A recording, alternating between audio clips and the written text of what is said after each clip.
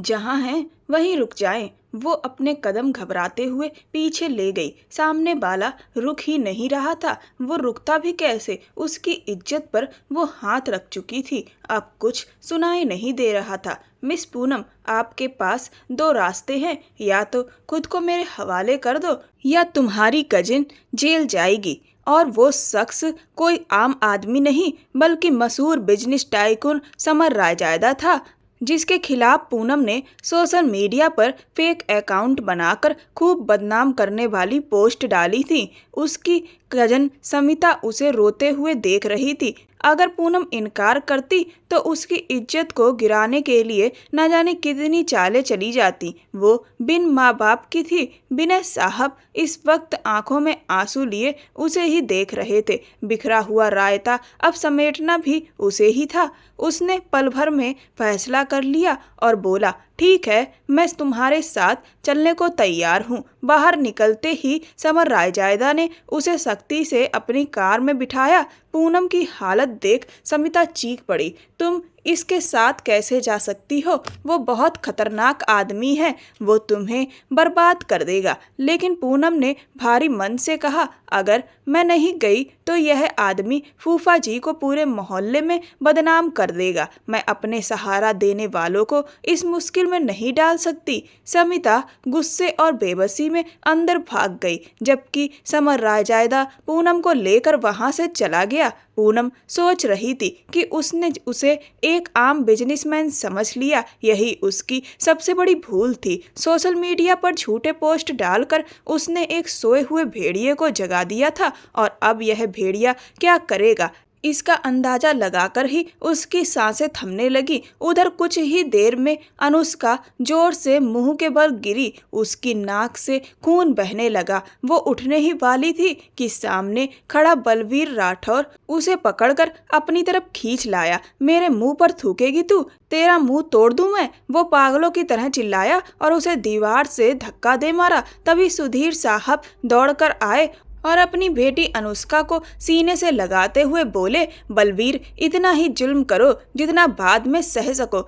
बलवीर राठौर हंसा, अरे बुजुर्ग, एक तो तुमने उधार लिया और तुमने घर गिरवी रखवाया, अब पैसे भी वापस नहीं करते। क्या अब आकर तुम्हारी सेवा करूं? सुधीर साहब ने हाथ जोड़ते कहा, बस एक हफ्ते की मोहलत दे दो, मैं पैसे लौटा दूंगा। बलवीर ने ताना मारते हुए कहा, ठीक है, एक हफ्ता और, लेकिन अगर पैसे ना मिले तो या तो घर खाली करोगे या बेटी को मेरे हवाले करोगे। याद रखना यह बात। ये कहकर वो अपने आदमियों के साथ चला गया। सुधीर साहब ने कांपते हाथों से अनुष्का को सीने से लगाया और रोते हुए बोले, बेटा घबराना मत, जब तक मैं जिंदा हूँ तुझे कुछ नहीं होने दूंगा। मैं बूढ़ा हो गया हूँ, हड्डियों में जान नहीं रही, लेकिन आखिरी सांस तक तेरी हिफाजत करूंगा। सुधीर साहब एक सरकारी स्कूल के टीचर थे। पूरी जिंदगी ईमानदारी से गुजारी, बस अपनी कमाई से एक छोटा सा घर बना पाए। उनकी पत्नी हार्ट की मरीज थी। इलाज के लिए उन्होंने बलवीर राठौर से उधार लिया था। असल में 20 लाख थे, लेकिन बलवीर ने अपने खाते में 50 लाख लिख डाले और घर के कागज गिरवी रखवा लिए। अब वो घर हड़पना चाहता था और उसकी गंदी नज़र अनुष्का पर भी थी। यही सब सोच सोचकर सुधीर साहब डिप्रेशन के मरीज बन चुके थे। कुछ दिन पहले समिता दौड़ती हुई आई और रोते हुए बोली, पूनम, जो अभी अपनी ऑनलाइन क्लास खत्म करके लैपटॉप बंद कर रही थी, अचानक समिता को रोते हुए देख अंदर आ गई। क्या हुआ समिता, क्यों रो रही हो? पूनम ने घबरा कर पूछा। समिता रोते हुए बोली, उस शख्स ने मुझे बर्बाद कर दिया, कहीं का नहीं छोड़ा। पूनम हैरान होकर पूछी, किसकी बात कर रही हो? कौन है वो जिसने तुम्हें बर्बाद किया? समिता ने सुबकते हुए कहा, वो पहले मुझसे मोहब्बत के दावे करता रहा और अब मुकर गया, अब कहीं और शादी कर रहा है, मुझे छोड़ दिया। मैं क्या करूं पूनम? पूनम गुस्से में आकर बोली, तुम उसका नाम बताओ, मैं उसका ऐसा हाल करूंगी कि वो सारी जिंदगी याद रखेगा। समिता ने सिर हिलाते हुए कहा, नहीं पूनम, तुम कुछ नहीं कर सकती। वो कोई बड़ा बिजनेसमैन है, अगर उसके खिलाफ कुछ भी किया तो ना जाने वो हमारे साथ क्या करेगा। पूनम बोली, तुम उसकी फिक्र मत करो, बस मुझे उसका नाम बताओ, उसके बाद जो होगा वो मुझ पर छोड़ दो। समिता ने हिचकिचाते हुए कहा, वो समर रायजादा। पूनम पहली बार उसका नाम सुन रही थी। वो पढ़ाई में इतनी बिजी रहती थी कि बाहर की दुनिया में किसके क्या रिश्ते हैं उसे जरा भी अंदाजा नहीं था। पूनम ने चौंकते हुए कहा, तो तुम कह रही हो कि उसने तुमसे मोहब्बत का दावा किया और तुम्हारे पास उसका कांटेक्ट नंबर भी नहीं है? समिता बोली, था मेरे पास, लेकिन अब वो नंबर बंद हो चुका है। पूनम ने गंभीर होकर कहा, ठीक है, नंबर हो या ना हो सजा उसे मिलेगी, और वो भी दुनिया के सामने। उसी रात पूनम ने नेट पर बैठकर समर रायजादा की पूरी जानकारी जुटाई, सोशल मीडिया पर उसकी प्रोफाइल्स को खंगाला, खबरें पढ़ी और फिर एक फेक अकाउंट बनाकर उसके खिलाफ पोस्ट करना शुरू कर दिया। उसने समर को करप्ट और 2 नंबर इंसान की तरह पेश किया। उसके खिलाफ ऐसे वीडियो बनाए जिसमें सिर्फ पूनम की आवाज़ थी, लेकिन उसमें वो सब कुछ कह दिया गया जो उसकी इमेज गिराने के लिए काफ़ी था। रात के करीब 3 बज रहे थे जब पूनम ने राहत की सांस लेते हुए कहा, लो जी, काम हो गया, अब सुबह उठकर समिता को बताऊंगी कि मैंने क्या किया है। लेकिन उसे अंदाजा नहीं था कि समर रायजादा कोई मामूली इंसान नहीं था। वो रातों रात उसके बारे में सब पता लगा लेगा। उधर विक्रम अपने दोस्त से मिलने हॉस्पिटल आया हुआ था। अचानक उसकी नज़र एक बूढ़े शख्स पर पड़ी। वो उन्हें पहचान गया। उसके पुराने स्कूल टीचर सुधीर साहब वहीं बैठे थे। विक्रम पास जाकर आदर से बोला, मास्टर जी, आप कैसे हैं? उनसे मिला और बहुत अदब से उनके साथ बैठ गया। विक्रम ने उनकी बेचैन आवाज़ सुनकर माथे पर बल डाले और बोला, लगता है मास्टर जी आपकी याददाश्त कमज़ोर हो गई है। मैं विक्रम, वही आपका होनहार और शरारती छात्र। मेरे पिताजी विपिन रायजादा आपके दोस्त भी हैं। अब कुछ याद आया? सुधीर साहब मुस्कुराए, अरे तुम विपिन रायजादा के बेटे हो, कैसे भूल सकता हूँ उन्हें, बहुत अच्छे इंसान थे। विक्रम गंभीर होकर कहने लगा, लेकिन आप मुझे ठीक नहीं लग रहे, इतनी जल्दी बूढ़े कैसे हो गए मास्टर जी? सुधीर साहब ने भारी सांस लेकर कहा, बस बेटा, हालात इंसान को तोड़ देते हैं। तभी पीछे से अनुष्का की आवाज आई, बाबा चलिए, देर हो रही है, चेकअप करवा ले। सुधीर साहब ने बेटी को अपने पास बुलाया और मुस्कुरा कर कहा, ये मेरी बेटी अनुष्का है और ये विक्रम, मेरे पुराने दोस्त का बेटा। अनुष्का ने बस एक नज़र विक्रम को देखा और फिर नजरें फेर ली। उसे अब किसी रिश्ते पर भरोसा नहीं रहा था, सब उसे मतलब के लगे। बाबा चलिए, अनुष्का ने उन्हें थामते हुए कहा। तभी वो लड़खड़ा गए। विक्रम ने तुरंत उन्हें सहारा दिया और फिक्रमंद होकर बोला, अब ठीक है मास्टर जी। लेकिन अनुष्का ने तुनकते हुए कहा, मेरे बाबा बहुत बहादुर हैं, उन्हें किसी सहारे की जरूरत नहीं। और फिर ठंडे लहजे में बोली, नमस्ते। विक्रम ने उसे घूर कर देखा लेकिन चुप रहा। डॉक्टर ने सुधीर साहब का चेकअप किया और दवाइयों के साथ कई टेस्ट लिख दिए। पर्ची हाथ में लेकर अनुष्का परेशान हो गई। विक्रम ने पर्ची उसके हाथ से लेकर पूछा, डॉक्टर इतने सारे टेस्ट क्यों, इन्हें क्या बीमारी है? डॉक्टर ने अनुष्का की तरफ देखते हुए कहा, इनके ब्रेन की नसें कमजोर हो गई हैं। मैंने कई बार कहा कि किसी बड़े अस्पताल में इलाज करवाएं, लेकिन ये मानती ही नहीं। अनुष्का ने झटके से पर्ची विक्रम से वापस ली और बोली, ये हमारे अपने नहीं हैं, इन्हें सब बताना जरूरी नहीं। मैं 1-2 दिन में टेस्ट करवा कर बाबा को ले आऊंगी, आप बस इलाज शुरू कर दीजिए। वो धीमे स्वर में बोली और अपने बाबा को संभालते हुए बाहर चली गई। डॉक्टर के खुलासे ने विक्रम को सोच में डाल दिया। उसे सुधीर साहब और उनकी बेटी की हालत पर सचमुच अफसोस हुआ। उसने ठान लिया कि किसी भी तरह उनकी मदद करेगा। दूसरी तरफ समर रायजादा अपने डिटेक्टिव से फोन पर बात कर रहा था। तुरंत पता लगाओ कि ये फेक अकाउंट कौन चला रहा है जिसने मेरे खिलाफ सोशल मीडिया पर इतना प्रोपोगेंडा फैलाया है। डिटेक्टिव ने जवाब दिया, सर सारी इंफॉर्मेशन निकलवा चुका हूँ, अकाउंट फेक है। समर ने सख्त लहजे में पूछा, तो क्या फेक अकाउंट चला कौन रहा है, तुम यह पता क्यों नहीं लगा सकते? कहाँ से बैठकर यह लड़की मेरे बारे में इतना कुछ बोले जा रही है? समर रायजादा ने गुस्से में फोन पर चिल्लाया। डिटेक्टिव बोला, सर यह साइबर क्राइम है, मुझे सिर्फ 30 मिनट दीजिए, मैं सारी डिटेल निकाल दूंगा। समर ने उसे आधे घंटे का वक्त दिया। एक बार मुझे बस पता चल जाए कि इस अकाउंट के पीछे कौन है, उसके बाद मैं उसका वो हाल करूंगा कि ना वो जिंदा में रहेगी ना मुर्दा में।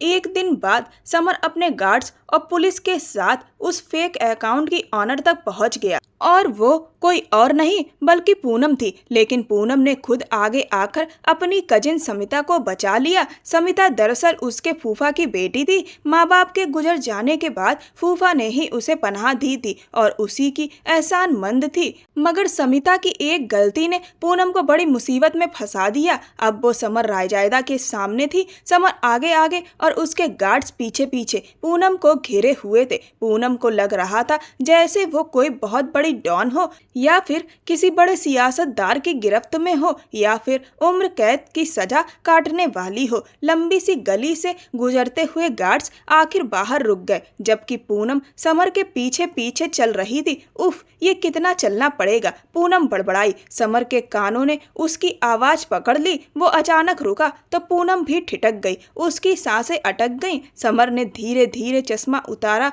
उसकी नीली कांच जैसी आंखें पूनम की आंखों से टकराईं। वो उसके करीब आकर ठंडी आवाज में बोला, तुम जानती हो कि इस वक्त कहाँ खड़ी हो? पूनम ने गला सूखते हुए कहा, मैं एक व्हाइट पैलेस में हूँ। समर ने भौहें चढ़ाकर देखा और बोला, कुछ ही देर में तुम्हें यहाँ के तहखाने में बंद कर दिया जाएगा। पूनम इस बार सचमुच डर गई। समर फिर चश्मा लगाकर आगे बढ़ने लगा। तभी पूनम उसके रास्ते में आ गई और अनजाने में उसका बाजू पकड़ लिया। समर ने तिरछी नजर से देखा तो पूनम ने झट हाथ पीछे खींच लिया। देखिए, ये सब एक्शन का रिएक्शन था। आपने समिता के साथ फ्लर्ट किया, उससे शादी की बात कही और न जाने कितनी लड़कियों को आपने। बकवास बंद करो, समर इस बार जोर से चिल्लाया तो पूनम तुरंत चुप हो गई। समर की आंखों में खून उतर आया। तुमने जो एक रात में मेरी इज्जत की धज्जियां उड़ाई हैं, उसका हिसाब तो अब तुम्हें सारी जिंदगी देना पड़ेगा। सारी जिंदगी?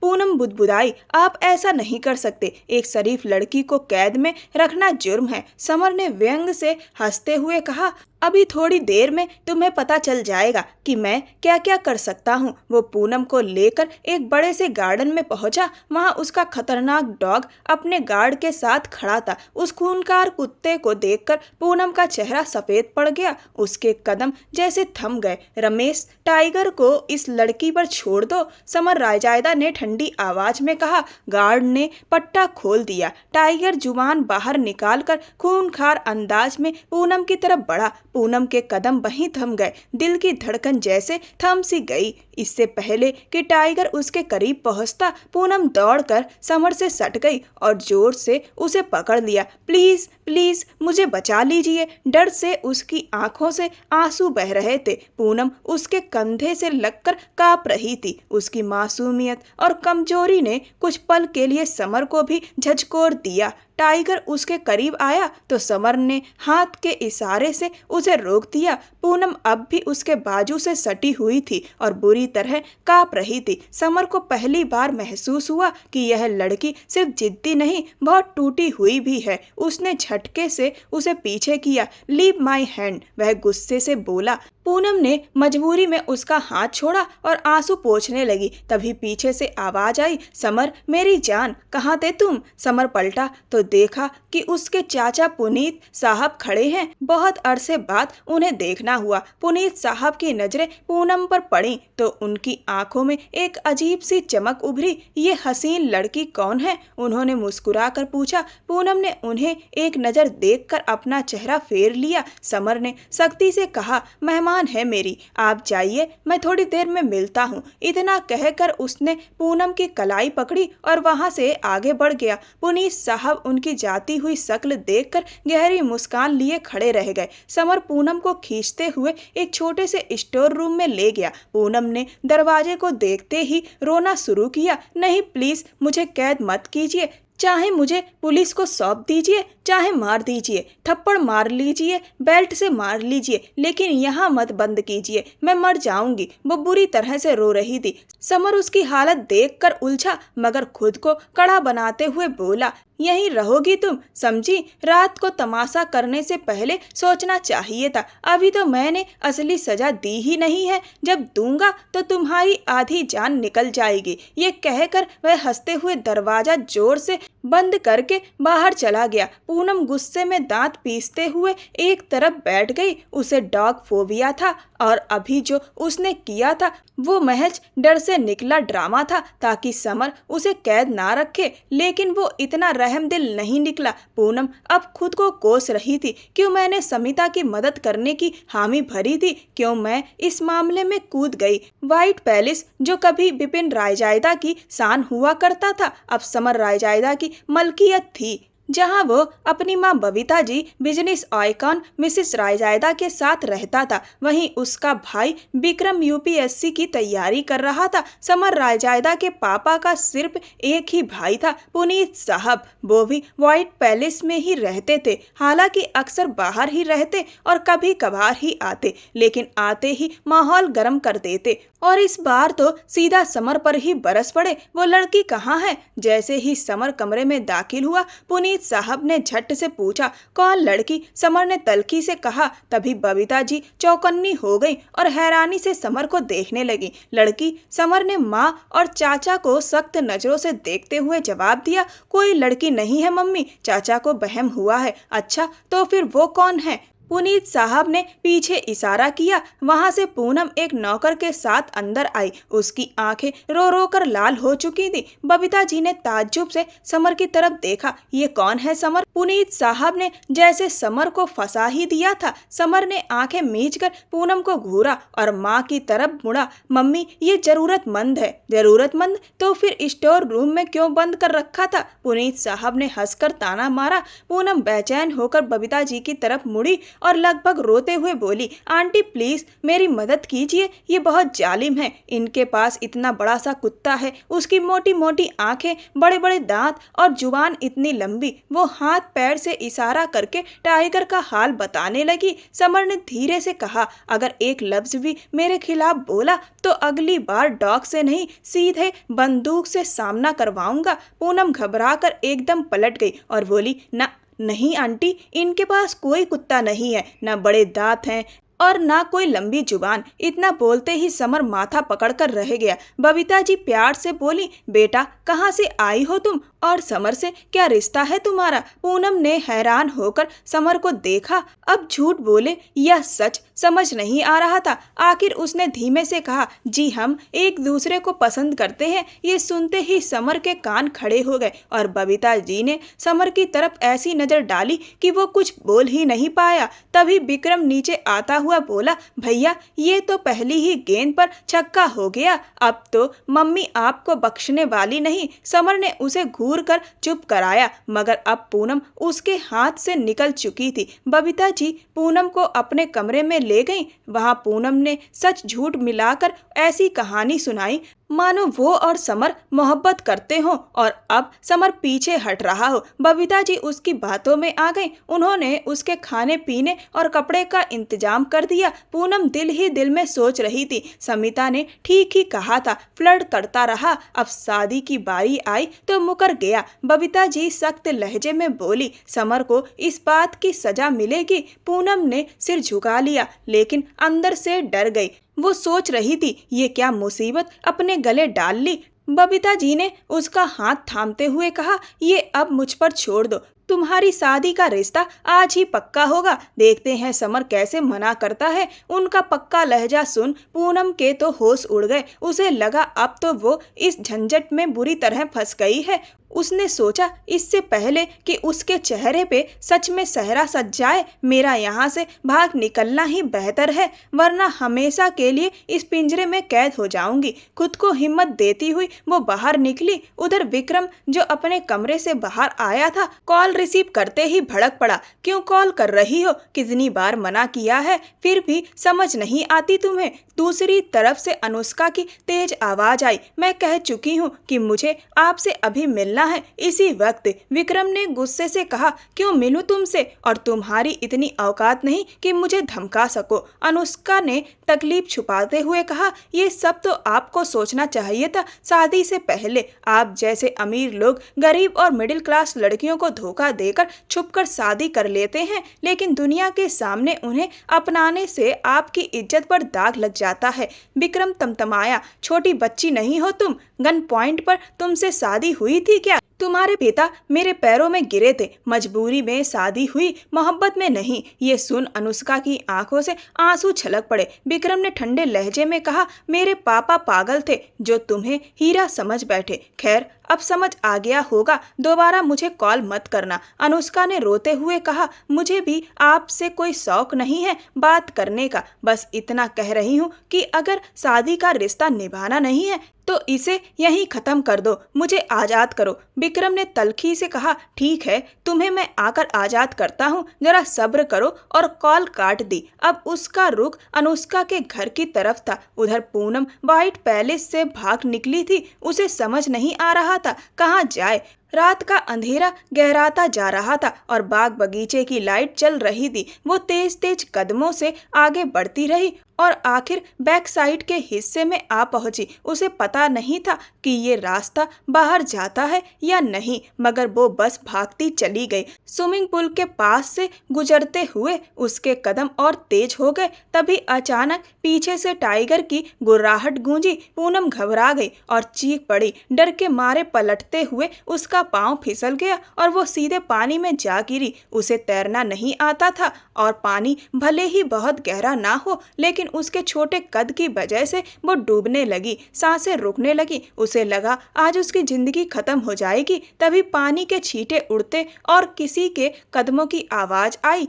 अगले ही पल किसी ने उसे पकड़ा और खींच लिया। उसी पल पूनम ने गहरी सांस भरते हुए समर के कंधे पर हाथ रखा और उसे देखा। दोनों की नजरें टकराईं। पूनम कुछ पल के लिए समय थम सा गया, फिर समर होश में आया और उसे पुल से बाहर निकालकर किनारे बैठाया। पागल हो तुम, दिमाग खराब है तुम्हारा, वो गुस्से से बोला। पूनम कांपते हुए बोली, मुझे घर जाना है, प्लीज मुझे जाने दो। पहले मेरा भी यही इरादा था कि तुम्हें एक रात के लिए कैद खाने में रखकर सुबह छोड़ दूंगा, पर तुमने मम्मा तक पहुंचकर जो गलती की है ना, उसका खामियाजा अब खुद भुगतो। समर सख्ती से बोला। पूनम ने रोते हुए कहा, अब प्लीज मुझे जाने दो, मैं सब सच बता दूंगी। कैसा सच? समर ने माथे पर बल डालते हुए कहा, तुम्हारी कजिन ने जो तुम्हें बहकाया, उससे पहले ही तुम मेरी जिंदगी में तूफान ला चुकी हो। अब और क्या कहना बाकी है? उसकी नजरें पूनम पर गड़ी थी जो भीग कर पूरी तरह कांप रही थी। उसके कपड़े भीग चुके थे, लेकिन उसे इस सब का एहसास नहीं था। पूनम हिम्मत जुटाते बोली, तो क्या ये सच नहीं है कि आपने उसके साथ कुछ गलत किया? वो झूठ बोल रही है। उसने तुम्हें इस्तेमाल किया मेरे खिलाफ। समर ने सख्त आवाज में कहा, तुम्हें तो सजा मिल चुकी है, अब बारी उसकी है। और सुनो, अंदर जाओ, मैं नौकरानी से कहकर कपड़े भिजवाता हूँ। और खबरदार, अगर कोई तमाशा ना किया तो सुबह होते ही तुम्हें यहाँ से भेज दूंगा। मम्मा को कुछ भी पता नहीं चलना चाहिए, बाद में मैं खुद उन्हें संभाल लूंगा, समझी? पूनम घबराई, लेकिन वो तो चाहती हैं कि हमारी शादी हो जाए। आखिर क्यों? समर भड़क उठा। ऐसा क्या देख लिया उन्होंने तुम में जो तुम्हें मेरे पल्ले से बांधना चाहती हैं? सोने के पंख लगाए हैं क्या तुम्हारे? पूनम डर और बेबसी में सच उगल बैठी। उसने अपने ही झूठ का भांडा फोड़ दिया ताकि समर उसे उस जबरन शादी से बचा सके। उसकी बातें सुन समर का मन हुआ कि उसका चेहरा थप्पड़ों से लाल कर दे। उसने दांत पीसते हुए कहा, तुम इस लायक भी नहीं कि तुम्हें आज़ादी दी जाए। अब सारी जिंदगी तुम्हें तहखाने में बंद रखूंगा, तभी तुम्हारी अकल ठिकाने आएगी।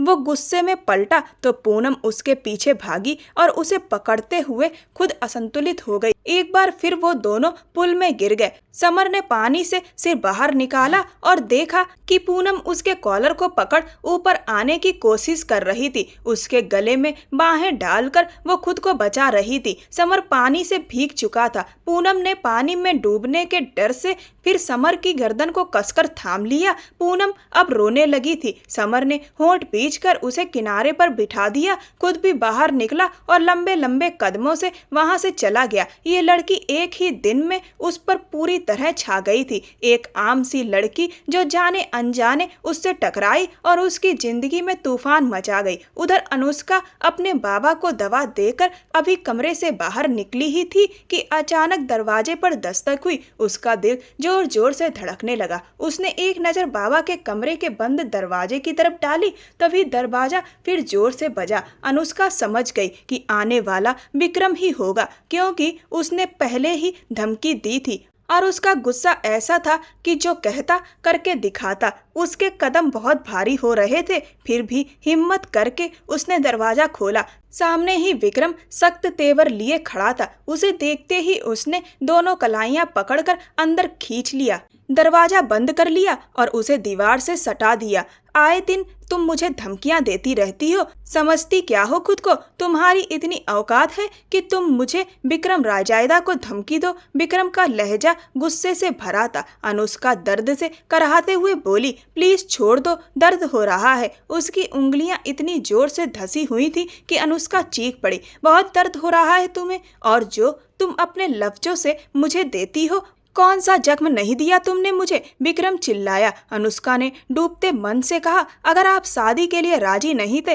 तो क्यों की थी ये शादी? विक्रम ने दांत भींचते हुए कहा, पागल हो गया था, गलती हो गई थी। तुम्हारे बाप ने इमोशनल ब्लैकमेल किया था, तुम्हें सुरक्षित करना चाह रहे थे और मुझे फंसा दिया। अनुष्का ने सख्ती से कहा, आपको कौन मजबूर कर सकता है इस दुनिया में? आप विक्रम रायजादा हैं, सब कुछ कर सकते हैं। तो फिर मेरे बाबा ने मजबूर किया तो आप मान गए। अब मेरी बारी है, मैं आपको मजबूर कर रही हूँ। अचानक विक्रम चिल्लाते हुए बोला, खबरदार, अगर तुम्हारे मुंह से तलाक का शब्द निकला तो जान ले लूंगा तुम्हारी। चुप रहो। उसकी आंखों में आग थी। अनुष्का डर से अपने बाबा सुधीर साहब के कमरे के दरवाजे की तरफ देखने लगी। शुक्र था कि वो जागे नहीं थे। विक्रम ने धीमी पर धमकी भरी आवाज में कहा, यह रिश्ता मजबूरी में बना है अनुष्का, ना मैं इसे निभा रहा हूँ और ना ही छोड़ रहा हूँ। तो क्यों बार बार इस बंधन को तोड़ने की जिद करती हो? जब वक्त आएगा तो इस रिश्ते को मैं खुद अपना लूंगा। तब तक तुम चुप रहो और बार बार फोन करके धमकी देने की कोशिश मत करना। मैं तुम्हारा गुलाम नहीं हूँ। यह कहकर उसने उसका हाथ झटक दिया और पीछे हट गया। अनुष्का की आंखों में टूटे ख्वाबों की परछाई थी। वो किस दिल से उससे तलाक मांग रही थी ये सिर्फ वही जानती थी। वो उसकी हो चुकी थी, लेकिन विक्रम के लिए वो कुछ मायने नहीं रखती थी। इस सच ने उसे तोड़ दिया था। जिसने एक दिन पहले उससे शादी की थी, उसी ने अब तक इस रिश्ते को सबके सामने छुपा कर रखा हुआ था। ना वो उसे अहमियत देता था, ना ही स्वीकार करता था। यही सोच अनुष्का को अंदर तक झकझोर देती थी और उसके मुंह से तलाक की बात निकल जाती थी, जो विक्रम को और भड़काती थी। आज भी वो गुस्से में उसे डरा धमकाकर चुप करा गया और चला गया, वरना इन 2 दिनों में उसने कभी उसकी सुध तक नहीं ली थी। वो तो बस बात के मुताबिक सुधीर साहब का इलाज करवा रहा था। सारे टेस्ट कराए और अब अच्छे हॉस्पिटल में इलाज भी शुरू कर दिया था। हॉस्पिटल में भर्ती कराने की सलाह दी, लेकिन अनुष्का नहीं मानी। कुछ दिनों में सुधीर साहब की हालत कुछ बेहतर हुई थी और बलवीर राठौर दोबारा उनकी चौखट पर नहीं आया था। वो एक वारदाती किस्म का आदमी था, अक्सर किसी जुर्म में फंसकर जेल चला जाता था। अनुष्का चाहती थी कि वो हमेशा के लिए जेल में ही रहे, लेकिन दूसरी तरफ विक्रम था जो आज भी उसे डांट कर चुप कर गया। अनुष्का को अब समझ आ गया था कि विक्रम के साथ ये शादी का रिश्ता उसके लिए कोई मायने नहीं रखता। वो दर्द से हिचकी लेती रही और उधर बबीता जी ने सुबह होते ही पुनीत जी से बात करते हुए शादी का इंतजाम करने की बात छेड़ दी, जबकि समर रायजादा इस रिश्ते के लिए राजी नहीं था। उसका जी चाहा कि पूनम को जान से मारकर उसकी कहानी ही खत्म कर दे और शाम तक शादी का सारा इंतजाम हो चुका था, जिसमें विक्रम भी मौजूद था। पूनम ने उन्हें सच बताने की बहुत कोशिश की, लेकिन अब वक्त गुजर चुका था। बबीता जी ने उनकी शादी करवाकर ही दम लिया। पूनम बिल्कुल चुप सी हो गई थी। उसे समझ ही नहीं आ रहा था कि यह सब अचानक कैसे हो गया, पर एक बात तो साफ थी कि अब इस शख्स की कैद से उसे कोई नहीं बचा सकता था। पूनम को अपने फूफा जी की बातें याद आ रही थी।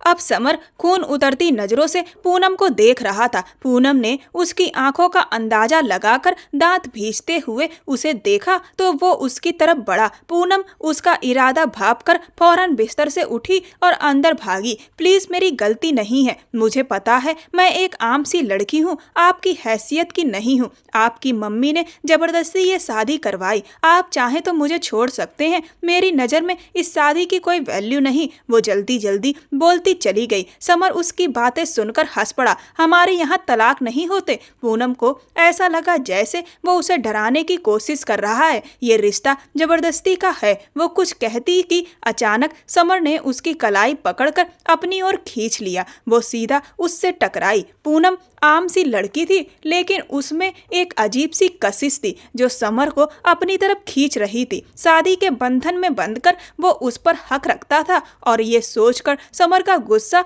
और बढ़ गया। ये क्या कर रहे हैं आप? पूनम ने धड़कते दिल से कहा। समर चिल्लाया, जो बातें तुमने मम्मी से कही थी उन्हें सच साबित कर रहा हूँ।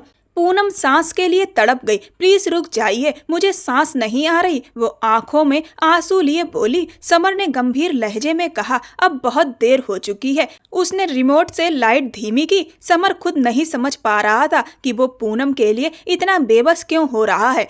हमेशा लड़कियों से दूरी बनाए रखने वाला इंसान आज एक आम सी लड़की के लिए इस कदर तड़प उठा। लेकिन उसके दिल का एक कोना ये भी नहीं चाहता था कि पूनम उसके बहुत करीब आए, क्योंकि तब वो आम नहीं खास बन जाएगी। पूनम डर और बेचैनी से चीख पड़ी, क्या बदतमीजी है ये? उसकी आवाज सुनकर समर गंभीर स्वर में बोला, चुप रहो। पूनम रोते हुए खुद को छुड़ाने की कोशिश करने लगी। सुबह अचानक एक जोरदार थप्पड़ की गूंज उठी। विक्रम ने गाल पर हाथ रखा और चौंक कर अपने चाचा पुनीत साहब को देखने लगा। उनके हाथ की 5 उंगलियों का निशान उसके गाल पर साफ साफ छप गया था। पुनीत साहब समर के रिसेप्शन की तैयारी छोड़कर बाहर गए थे और जब लौटे तो उनके साथ आई लड़की ने सहम कर विक्रम को देखा। उसका दिल भी अखबार के कागज की तरह फटा जा रहा था। तुम्हें शर्म नहीं आई? खानदान की इज्जत मिट्टी में मिला दी। पुनीत साहब बुरी तरह चिल्लाए। बबीता जी घबरा कर बोली, ये क्या कर रहे हैं? विक्रम पर हाथ क्यों उठाया? वो उनके पास खड़ी थी और हालात देखकर सहम गई।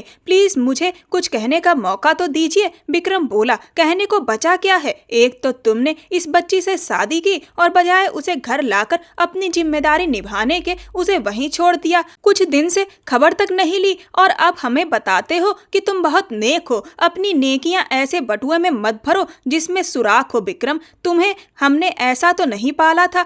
पुनीत साहब का गुस्सा बढ़ता ही गया। बबीता जी ने भी आंसू पोंछते हुए विक्रम को देखा। बेटा, चाचा तो तुम्हारी बात नहीं मान रहे, लेकिन तुम मुझसे सच कहो, क्या ये सब सच है? विक्रम ने सर झुकाकर थके हुए लहजे में कहा। माँ, अनुष्का के पापा सुधीर साहब हॉस्पिटल में हैं। अगर मैंने ये जिम्मेदारी उठाई है तो अब निभाऊंगा भी। पुनीत साहब ने तमतमाते हुए कहा, अगर आज मैं हॉस्पिटल में भैया के दोस्त सुधीर जी को ना देखता और उनसे ना मिलता तो मुझे कभी इस सच्चाई का पता नहीं चलता। सुधीर जी को अकेले अस्पताल में देखकर मैं उनके पास गया था। बाद में पता चला कि उनका इलाज तुम्हारे खर्चे पर चल रहा है। उस पर मैं खुश हुआ, लेकिन अनुष्का को छोड़ रखा है, इस पर मुझे गुस्सा आया। उनकी मोहब्बत और मासूमियत के आगे वो तुम्हें अपना सब कुछ मान चुकी है और तुमने उसे अकेला छोड़ दिया। विक्रम चुप खड़ा था। पुनीत साहब का लहजा कुछ नरम हुआ। विक्रम, बहुत अफसोस है तुम्हारी हरकतों पर। छोटे बच्चे तो नहीं हो तुम, ना ही टीन एजर। अब वक्त है समझदारी दिखाने का और अनुष्का अब यहीं रहेगी, इसी घर में तुम्हारी पत्नी बनकर। मैं उम्मीद करता हूँ कि इस बार तुम मुझे शिकायत का मौका नहीं दोगे। इतना कहकर वो मुड़े और कमरे से बाहर चले गए। विक्रम के माथे पर गुस्से और बेचैनी से बल पड़ गए थे।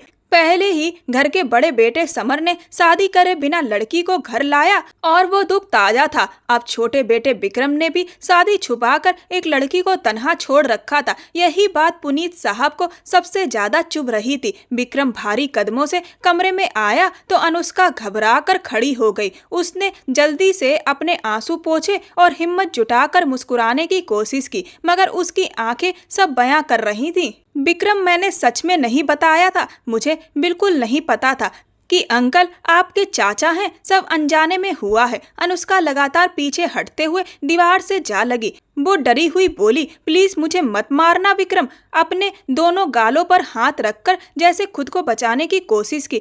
विक्रम ठिठक गया। उसने तो कभी उस पर हाथ नहीं उठाया था, तो फिर वो क्यों ऐसे डर रही थी? उसकी आंखों में सवाल था। हाथ नीचे करो। विक्रम का लहजा अचानक नरम हो गया। अनुष्का ने कांपते हाथ धीरे से नीचे कर लिए। तुम्हें ऐसा क्यों लगा कि मैं तुम पर हाथ उठाऊंगा? उसके सवाल पर अनुष्का का चेहरा और भी सहमा सा हो गया। वो बस पथराई नजरों से उसे देखती रही। कुछ पूछ रहा हूँ, आंसर दो। इस बार विक्रम का लहजा थोड़ा सख्त हुआ। जब उसने बलवीर राठौर का नाम सुना तो उसका खून खौल उठा। वो कहाँ से आ गया बीच में? उसकी आंखों में आग थी। अनुष्का ने हिम्मत करके कहा, उसी का तो रोना है। उसी की वजह से बाबा ने मेरी शादी आपसे की थी, पर आपने मुझे अपनाने की बजाय वहीं छोड़ दिया। मेरी हिफाजत करने के बजाय आप तो। उसकी आवाज टूट गई। विक्रम ने सख्त लहजे में पूछा, उसने तुम्हारे साथ क्या किया? अनुष्का रोते हुए बोली, वो गुंडा है, हमें धमकाता है। उसने मेरा हाथ पकड़ने की कोशिश की। मैंने उसे झटका तो उसने मुझ पर हाथ उठाया। 2 बार उसने मुझे मारा। मैं बहुत डर गई थी। विक्रम की आंखें खून से लाल हो गईं। उसने गुस्से में दीवार पर जोरदार मुक्का मारा। तुमने यह बात मुझे पहले क्यों नहीं बताई? उसका गला कड़ा था। अनुष्का ने आंसू पोंछते हुए कहा, बताना चाहा बहुत बार, लेकिन आप तो सुनने को ही तैयार नहीं थे। हर बार झगड़ कर चले जाते थे और फिर बहुत वक्त तक मेरी कोई खबर तक नहीं लेते थे। कैसे कहती आपसे? फिर मैंने सब कुछ किस्मत का लिखा मानकर चुपचाप सह लिया। विक्रम ने गहरी सांस ली और बोला, उसे जान से मार दूंगा। अनुष्का खामोश रही। वो जानती थी विक्रम जल्दबाज और गुस्सैल इंसान है। इस वक्त तो वो पूरी तरह जुनून में था। उसने चुप रहना ही बेहतर समझा। विक्रम ने उसे देखा और ठंडे लेकिन कड़े लहजे में कहा, आज के बाद तुम यहीं रहोगी और अकेले बाहर नहीं निकलोगी। मेरी इजाजत के बिना तो कदम भी बाहर नहीं रखोगी। विक्रम का लहजा कड़ा था। अनुष्का मिलाकर बोली, अब मुझे कैद करके रखना चाहते हो? विक्रम उसके करीब आया और बोला, तुम्हारी हिफाजत के लिए अगर तुम्हें कैद भी करना पड़ा तो करूंगा। उसके लहजे में कोई शांति नहीं थी। ये शख्स सब कुछ कर सकता है लेकिन मुझसे प्यार नहीं कर सकता। अनुष्का ने गहरी सांस ली और उसकी जाती हुई पीठ देखती रह गई। समिता आज बहुत हिम्मत करके उस सफेद कोठी में आई थी जहां वो राज करना चाहती थी, लेकिन अब पूनम राज कर रही थी। समिता मन ही मन सोच रही थी, सब नसीब की बात है और अपने हालात की जिम्मेदार खुद को ठहरा रही थी। बाहर से समर उसे पसंद था, उसके करीब जाना चाहती थी, फोन पर भी उसकी बेइज्जती करती, अंदर ही अंदर उससे बदला लेना चाहती थी और ये भी जानती थी कि अगर पूनम जैसी जज्बाती लड़की को इस्तेमाल कर ले तो समर को बदनाम करना आसान होगा, लेकिन कहीं भी उसका नाम नहीं आएगा। मगर दोनों पकड़ी गईं और तब पूनम ने उसके लिए खुद को मुसीबत में डाला। रायजादा परिवार ने पूनम की खूब खातिर की और वहीं समिता ने उससे एक सच कह डाला।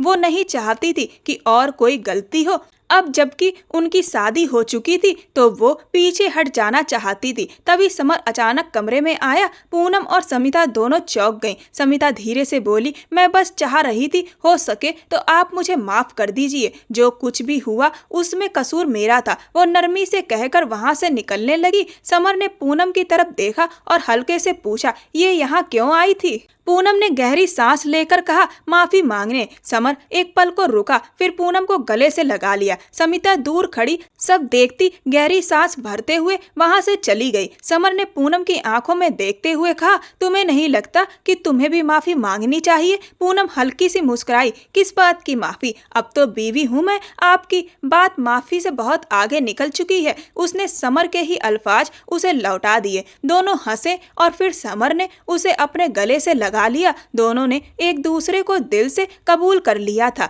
तभी उधर अस्पताल में अनुष्का अपने बाबा सुधीर साहब के पास बैठी थी। इलाज चल रहा था। विक्रम दवाइयां लेने काउंटर तक गया था कि अचानक बलवीर राठौर कमरे में दाखिल हुआ। अनुष्का घबराकर खड़ी हो गई। बलवीर ने तंज कसते हुए कहा, वाह, इतने बड़े अस्पताल में एडमिट करवाया है बाप को, बहुत अच्छा किया। लेकिन बता, अब किस अमीरजादे के साथ है? उसका अंदाज बेहद घटिया था। अनुष्का गुस्से में बोली, अपनी बकवास बंद करो वरना मुंह तोड़ दूंगी। बलवीर मस्खरी करता आगे बढ़ा, हद है, ये मैं क्या देख रहा हूँ? पढ़ी लिखी भी बन गई, वाह वाह। अनुष्का उसके करीब आने से बचते हुए अपने बाबा के बिस्तर के पीछे खड़ी खड़ी हो गई। सुधीर साहब दवाइयों के असर से बेहोश थे। अनुष्का की आंखों में आंसू आ गए। उसने मन ही मन चाहा, काश इस वक्त विक्रम अंदर आए और इसे सबक सिखाए। बलवीर उसकी आंखों में झांकते हुए जहरीले लहजे में बोला, तेरा बाप अब मौत के मुंह में जा चुका है,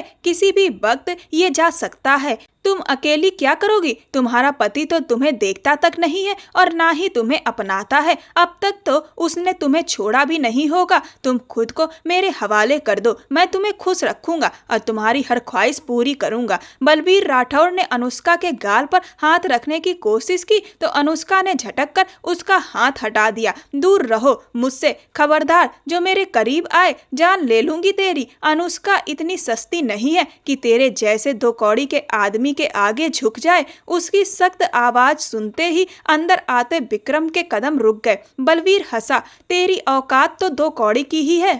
जिसे उसका पति चाहता नहीं वो औरत भी दो कौड़ी की ही होती है। ये सुनते ही विक्रम का खून खौल उठा। वो आगे बढ़ा और बलवीर का गिरेबान पकड़कर उसे बाहर की ओर धकेलते हुए उसके जबड़े पर जोरदार मुक्का मारा। फिर तो वो रुक ही नहीं पाया, एक के बाद एक घूंसे बरसाने लगा। हॉस्पिटल का माहौल शोर से भर गया।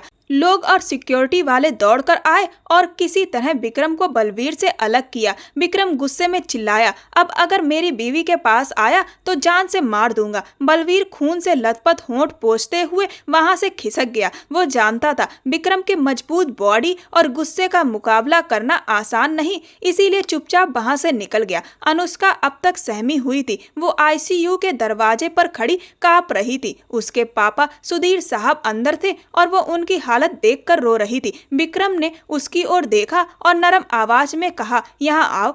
अनुष्का डरते डरते उसके पास आई। विक्रम ने उसके कांपते हाथों को थाम लिया। अनुष्का फूट फूट कर रोने लगी। उसने अपना चेहरा विक्रम के कंधे में छुपा लिया। विक्रम ने उसे रो लेने दिया और फिर उसके आंसू पोंछते हुए बोला, आज के बाद इन आंखों में आंसू नहीं देखना चाहता। मैं हूं ना, अब तुम्हारी हिफाजत मेरी जिम्मेदारी है। अनुष्का ने मासूमियत से उसकी ओर देखा। सच, अब आप मेरी हिफाजत करेंगे? विक्रम ने उसके बालों में प्यार से हाथ फेरा। अपनी जान से ज्यादा संभालूंगा। तुम्हारी इज्जत की रखवाली के लिए मर भी जाऊं तो गम नहीं। अनुष्का को पहली बार सुकून महसूस हुआ। वो कभी नहीं सोच सकती थी कि विक्रम उसके लिए इतना बदल जाएगा।